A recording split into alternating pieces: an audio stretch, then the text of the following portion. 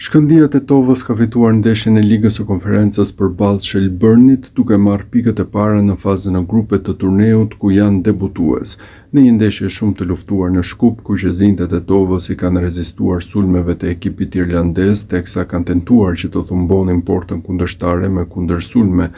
por në fund do të ishte një autogol në minutën e 92 ai që do të vuloste fatin e takimit, duke bërë që të shpërthente festa e kuqezinjve për këtë triumf historik.